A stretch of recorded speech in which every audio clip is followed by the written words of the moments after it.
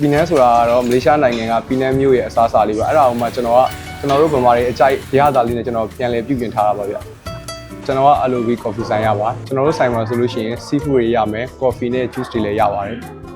ဒီဆိုင်လေးကိုကျွန်တော်ကိုယ်တိုင်ကအစားအသောက်အရင်ကြိုက်တဲ့သူဖြစ်တဲ့အတွက်ကြောင့်မလို့ကျွန်တော်လိုပဲအစားအသောက်ကြိုက်တဲ့သူတွေ seafood ကို fresh ဖြစ်နဲ့စားခြင်းနဲ့ဈေးနှုန်းဆိုလို့ရှိရင်လည်းတက်တက်တာလေးနဲ့စားခြင်းတဲ့သူတွေအတွက်အဆင်ပြေအောင်ကျွန်တော်ကဖွင့်လှစ်ခဲ့တာပါ30ရက်နေ့မှာလည်း grand opening promotion လေးရှိပါတယ်ဒီမှာဆိုလို့ရှိရင် seafood boy ပီနန်းအစားအစာတွေ promotion တွေလည်းရပါတယ် seafood boy မှာဆိုလို့ရှိရင် flavor 3မျိုးထိရွေးချယ်လို့ရပါတယ်ပီနန်း9ကင်တွေကလည်းလူတော်တော်ကြိုက်ကြတယ်ပြီးတော့ seafood အစုံအုံတို့အဆက်ချက်ဆိုလို့ရှိရင်လည်းတော်တော်ကြိုက်ကြတယ်ဗျ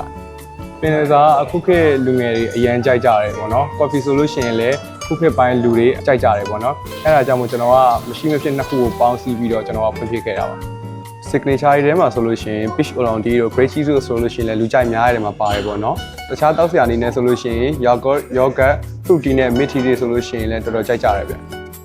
ဒီမှာထိုင်ရတဲ့နေရာထိုင်ခင်းကတော့ကျွန်တော်ကအစားတောက်စားတဲ့ခါမှာတက်တောင့်တက်တာနဲ့ fresh ဖြစ်မဲ့ file လေးကိုပေးနေတာပါဆိုင်ကတော့မနက်9:00 နာရီကနေညနေ8:00 နာရီထိဖွင့်ပါတယ်။လိပ်စာလေးကတော့မန္တလေး63